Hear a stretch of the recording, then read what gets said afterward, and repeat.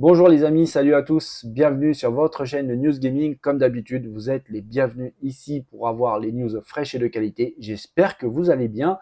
On va revenir assez rapidement sur cet épisode de News Gaming, cet épisode 74, rapidement sur 2-3 jeux qui m'ont particulièrement plu du Xbox Showcase de dimanche dernier, et puis d'autres news un petit peu avec notamment à la fin, la dernière news, un petit coup de gueule sur une pratique qui se fait de plus en plus et qui commence sérieusement un petit peu à m'agacer. C'est bien dommage. Allez, on commence tout de suite l'épisode 74 des News Gaming, les amis. C'est parti.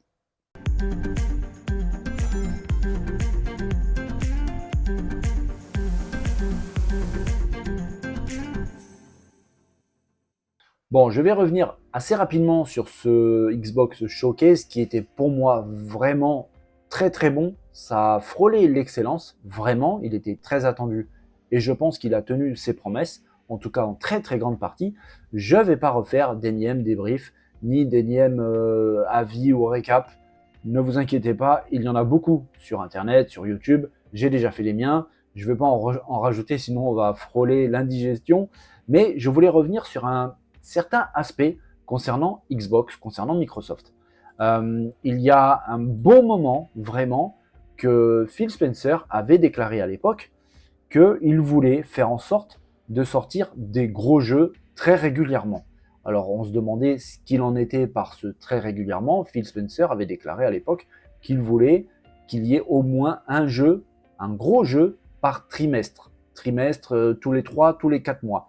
Et là, le patron de Xbox Game Studio, qui s'appelle Matt Booty, a déclaré juste après la conférence de Microsoft, d'Xbox, il a déclaré que maintenant, Microsoft est entré dans une nouvelle ère, l'ère de sortir des gros jeux. Et que l'objectif interne de la société était de sortir 4 gros jeux par an, ou en gros un tous les 3 mois. C'est une promesse qui a déjà été faite, comme je viens de vous le dire, par Phil Spencer il y a un bon moment. Et ça avait posé un problème en fait, parce que cette promesse a mis énormément de temps à se concrétiser, tout simplement parce que les jeux étaient vraiment gros, peut-être un peu trop, et en tout cas, ils prenaient énormément de temps à se développer. Alors le souci, c'est que entre temps, malheureusement, ils ne pouvaient pas trop le prévoir. Il y a eu cette très grosse pénurie de composants. Il y a eu aussi la période vraiment néfaste de la pandémie Covid, qui a véritablement posé de gros problèmes aux studios de développement. Et j'ai l'impression dans ce sens que Sony a un petit peu mieux géré tous ces petits problèmes. Mais toujours est-il que pour Xbox, ça a été un gros souci. Et puis aussi, les grands rachats répétitifs de studios, il a fallu rediriger, redistribuer les équipes, mettre en place les stratégies de développement, partir sur des nouvelles licences. Bref, c'est des choses qui prennent du temps, beaucoup de temps. Et malheureusement, ça n'a pas joué en faveur de Xbox et Phil Spencer en déclarant sortir un jeu tous les 3-4 mois. C'était bien, vraiment, mais malheureusement, ça s'est un petit peu pris les pieds dans le tapis à cause de tous ces problèmes. Ces problèmes sont maintenant derrière, et avec ce showcase qui était vraiment bon, on commence à voir la concrétisation des paroles de Phil Spencer. Et puis maintenant, c'est le directeur de Xbox Games qui a déclaré la même chose. Et je pense sincèrement que Xbox commence à concrétiser par les faits les paroles qui avaient été déclarées. Notamment, on voit par exemple dès ce mois de septembre la sortie de Starfield, le 6 septembre. Dès le mois suivant, au mois d'octobre, le 10 pour être exact, il y a Forza Motorsport qui arrive. Ce sont deux jeux qui sont très attendus, qui sont développés par des équipes internes de Xbox et qui, en plus de ça, vont profiter de la pleine puissance de la machine de Microsoft, car ce sont des jeux nouvelle génération, ils ne seront pas cross-gen. Dans ce sens, c'est une très très bonne chose. Là, on verra vraiment si les paroles de Xbox, les décisions, les paroles de Phil Spencer et les paroles de Xbox sont vraiment vraiment appliquées, parce que c'est bien de parler, les faits sont un petit peu différents, parce que même si la pandémie est derrière, même si la pénurie de composants est derrière, même si les gros problèmes sont derrière, il y a toujours, malgré tout, des aléas dans le développement des jeux. Ça c'est toujours connu, ça c'est toujours reconnu. Malheureusement, ça arrivera encore, ça c'est sûr et certain. Et dans ce sens, malheureusement, je suis quasiment sûr que beaucoup de jeux qui ont été présentés pendant ce showcase risquent d'être reportés.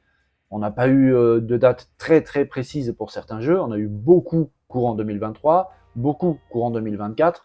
Sincèrement, je suis quasi sûr que certains d'entre eux sortiront beaucoup plus loin. J'imagine par exemple un Fable sortir pour 2025. On verra ce qu'il en est.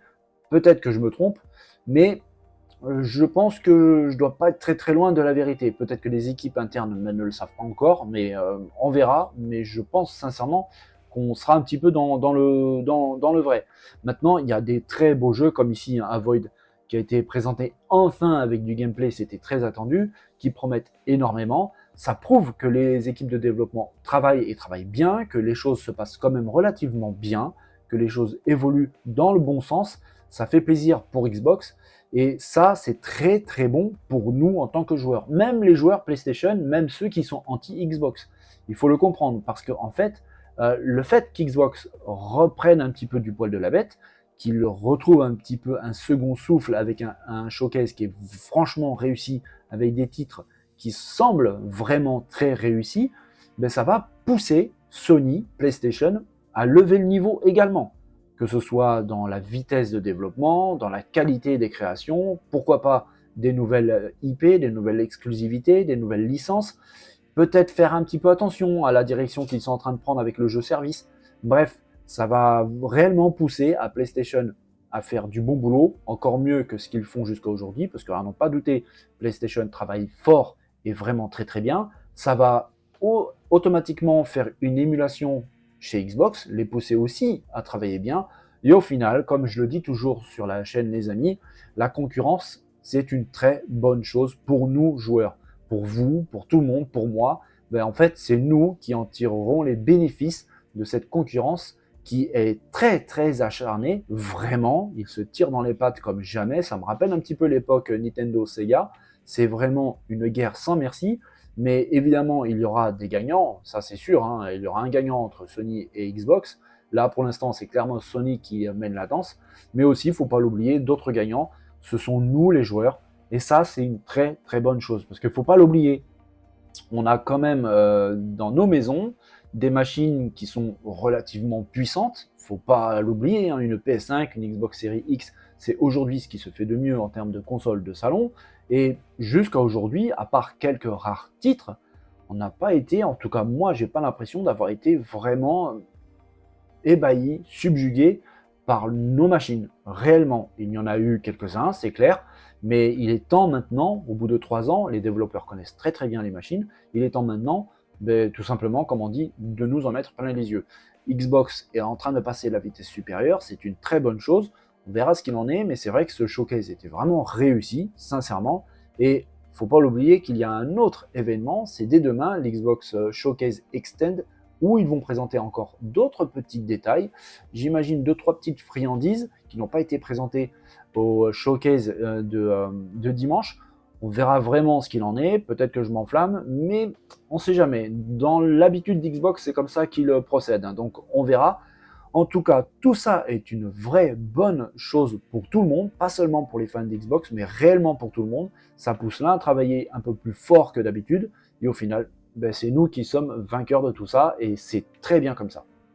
Dans la news précédente, on a vu ensemble, les amis, le renouveau, vraiment, de Xbox, la nouvelle direction qu'ils commencent tout juste à prendre, celle de sortir un titre majeur, un AAA par exemple, tous les 3 mois. Alors c'est une très bonne chose, et quand on voit un petit peu ce qu'ils ont dans les cartons, ça s'annonce plutôt intéressant. Tout ça, c'était les paroles de Matt Booty, qui est le patron des studios Xbox Games, et c'était aussi les paroles du big boss de Xbox, Phil Spencer, il y a déjà un moment. Ça semble se concrétiser très vite et dès maintenant, et franchement, c'est une très bonne chose. Mais pendant cette Xbox Showcase, il n'y a pas eu que des AAA, que des jeux incroyables, que des jeux first party. Il y a eu aussi quelques petits jeux, un petit peu indés, qui m'ont vraiment plu, sincèrement, qui m'ont donné envie d'en savoir beaucoup plus, notamment un titre qui m'a vraiment tapé dans l'œil par la DA, le style graphique. Ce jeu, c'est Donjon of Interberg. Il faut savoir une chose, c'est que ce titre est développé par seulement 2 personnes.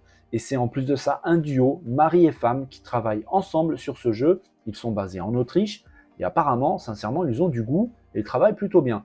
Et à ce titre, Matt Booty, dont on vient tout juste de parler, a déclaré Dans notre showcase d'aujourd'hui, nous avons inclus des jeux ID Box comme Donjons of Interberg, un jeu créé par un duo mari et femme en Autriche. Grâce à notre soutien, nous permettons aux créateurs de toute taille de développer les jeux qu'ils souhaitent, de l'envergure qu'ils souhaitent. Notre programme ID Box a déjà distribué plus de 5 milliards de dollars à plus de 5000 créateurs répartis dans plus de 100 pays. Nous avons déjà aidé à financer des projets de 30 développeurs sous-représentés et nous sommes en contact avec 250 supplémentaires. Ça, c'est aussi très important parce que oui, il y a les AAA, oui, il y a les grosses licences, les jeux impressionnants, mais il ne faut pas oublier aussi les petits développeurs. Et c'est vrai que c'est quelque chose qui est vraiment tenait à cœur Phil Spencer, qui pour lui, les jeux indés est très important et on le voit sur le Game Pass, il y a des jeux indés absolument partout. C'est vraiment bien de pousser les petits éditeurs, les petits développeurs. Là, de voir ce jeu qui, moi, vraiment m'a tapé dans l'œil, savoir qu'il est développé par deux personnes, un couple, mari et femme, j'ai trouvé ça absolument génial et c'est juste à cause de ça que j'avais envie de vous en parler. Ce jeu, pour l'instant, on ne sait pas quand est-ce qu'il sortira, mais il ne faut pas oublier qu'il est développé seulement par deux personnes. Donc on verra vraiment ce qu'il en est, mais c'est quand même un titre à surveiller parce que vraiment ce jeu-là, à mon avis, il va être vraiment bien. Autre jeu qui m'intéresse vraiment beaucoup, et en tout cas, ce que j'ai vu m'a énormément plu. Alors, je vous cache pas, ça m'a beaucoup plu, tout simplement parce qu'il me fait rappeler très fortement un autre jeu que j'ai adoré, d'une licence pour moi vraiment incroyable. Mais ce jeu, on pourrait même le qualifier de Bioshock-like, Bioshock de la Xbox, c'est Clockwork Revolution. Le titre semble vraiment très prometteur. Et le pitch, c'est le suivant. L'histoire de Clockwork Revolution prend place dans la métropole victorienne d'Avalon. Dans cette cité, les trains à vapeur volent au-dessus de votre tête, de riches industriels remplacent certains de leurs membres par des prothèses ornées d'engrenages, et des serviteurs mécaniques exaucent le moindre caprice de leur maître. Mais ce nouvel âge des merveilles cache en fait un sombre secret. Il a été méticuleusement créé par l'impitoyable Lady Ironwood. Grâce à un appareil permettant de voyager à travers le temps, elle a modifié certains moments clés de l'histoire d'Avalon. Maintenant, les classes ouvrières dans leurs usines et leurs taudis, pendant qu'elles s'accaparent richesse et pouvoir. C'est là que vous entrez en scène. Alors le pitch est plutôt pas mal, l'histoire semble intéressante, mais c'est vrai qu'on attend un peu plus du jeu. N'empêche que la vidéo présentée avec notamment un petit peu de gameplay, mais montre quelque chose d'hyper intéressant. Et c'est vrai que en tout cas le design graphique fait furieusement penser à BioShock, surtout BioShock Infinite. On sent vraiment que ce style de jeu revient un petit peu à la mode. On avait eu par exemple l'apparition d'Atomic Heart qui a eu vraiment un très très bon succès, un excellent jeu qui m'avait fait penser aussi pas mal au style graphique de BioShock.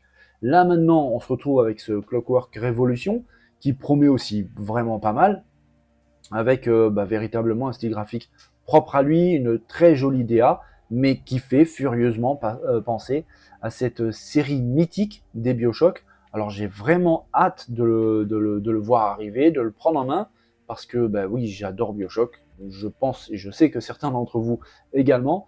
Donc on verra ensemble ce qu'il en est pour ce BioShock. En tout cas, pour l'instant, on n'a pas encore vraiment de date de sortie, mais je pense que ça va pas trop tarder à arriver parce que l'état de développement semble plutôt bien avancé. Il sortira de toute façon sur le Game Pass, sur Xbox, sur PC. On verra, il n'y a plus qu'à attendre. Autre jeu qui est très attendu, pas seulement par moi, vraiment, il avait été teasé par Xbox plusieurs fois, j'en avais parlé plusieurs fois sur la chaîne. Ce titre qui fait partie vraiment de la légende de Xbox dès la toute première Xbox, c'est Fable. On l'a vu réapparaître. Alors j'étais vraiment surpris parce que j'étais sûr qu'on allait voir du Fable, mais pas à ce niveau-là, pas autant que ça. J'aurais aimé, comme certains d'entre vous, on en a discuté dans la zone de commentaires ensemble, j'aurais aimé avoir du gameplay, vraiment beaucoup plus de gameplay, quelque chose de plus solide dans ce niveau-là, au niveau du gameplay. Mais le peu que j'ai vu, sincèrement, ça m'a énormément plu. J'ai trouvé vraiment le design, l'ADA, la réalisation graphique, vraiment de très très haut niveau. Ça m'a énormément plu. Le titre de Playground Games, je pense, va être vraiment dingue. Et à ce titre, il y a une question qui a été posée au lead lighting artist de chez Playground. On lui a demandé si les extraits montrés lors de ce showcase, donc les images que vous voyez actuellement, si elles venaient d'un PC ou autre part. Eh bien, il a confirmé, il a déclaré que toutes les images qu'on voit à l'écran, tout ce qui a été capturé et montré dans ce showcase, vient d'une console série X. Tout ce qui est là, tout ce qui est montré ici, c'est du in-game, en tout cas du engine in-game, capturé sur une console Xbox série X. Ça ne vient pas d'un PC, ce n'est pas de l'image de synthèse déjà précalculée, c'est fait avec le moteur du jeu, et je répète, donc d'une Xbox Series X. Ça promet beaucoup parce que ça montre, bon, déjà une bonne transparence de la part de Playground Games, ça fait plaisir à savoir, parce que très souvent, hein, on va pas se mentir, beaucoup de vidéos, ben, en fait, proviennent d'un PC qui est caché derrière, et puis voilà, c'est très souvent ça se passe comme ça. Là, le fait qu'il déclare que ça a été capturé sur Xbox X, ben, c'est rassurant parce que le rendu, franchement, il est très très bon. Et maintenant, on aimerait en savoir un petit peu plus et en voir un petit peu plus, notamment au niveau du gameplay. Moi, personnellement, j'ai confiance, franchement, parce que Playground Games, faut pas l'oublier, ce sont les papas quand même de Forza. Quand on voit le background au niveau réalisation dans les Forza, il y a peu de chances, sincèrement, d'être déçu sur Fable. Donc on verra vraiment, mais à mon avis, dans pas trop longtemps, on verra peut-être du gameplay. Peut-être dès ce soir pour le Xbox Games Showcase Extend. J'y crois pas trop, mais c'est possible, on sait jamais. On peut toujours s'attendre à n'importe quoi avec les éditeurs et avec Microsoft. C'est possible, hein, on verra, je ne promets rien. Mais de toute façon, le titre n'est pas prêt de sortir, c'est courant 2024. Et il fait partie de ces jeux qui, mon avis, hein, ce n'est que mon avis, il fait partie de ces jeux qui pourraient être reportés pour début 2025. On verra vraiment, mais c'est vrai que de savoir que c'est des captures même de la console, bah, c'est quand même plutôt rassurant. Bon les amis, on va mettre de côté un petit peu ce volet Xbox. Alors c'est vrai que c'est pas encore vraiment fini, je pense, hein, parce que à mon avis dans les prochains jours il y aura d'autres développements sur des jeux qui ont été présentés, peut-être aussi des jeux qui n'ont pas encore été présentés. Faut pas oublier que dès ce soir il y a le Xbox Showcase Extend où d'habitude il y a encore des petites friandises de présenter, et puis il faut pas oublier non plus que la Gamescom approche dans laquelle participera aussi Xbox.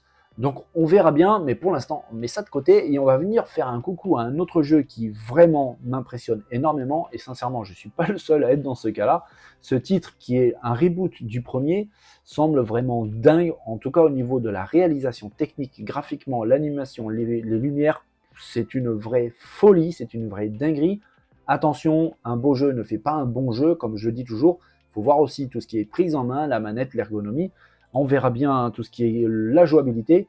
Mais c'est vrai que quand on voit ces images, sincèrement, Lords of the Fallen risque vraiment de mettre une méga gifle à beaucoup de monde. Et franchement, moi le premier, c'est simple, tout constructeur confondu, tout éditeur confondu, toute machine support confondu, c'est le jeu vraiment qui m'impressionne le plus aujourd'hui.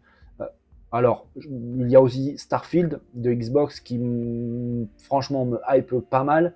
On pourrait mettre aussi dessus Hellblade ou Fable, d'après ce que j'ai vu, en espérant que ça tienne la route jusqu'au bout. On verra. Mais c'est vrai que là, ce Lords of the Fallen, waouh, c'est incroyable. Cette technique est vraiment incroyable.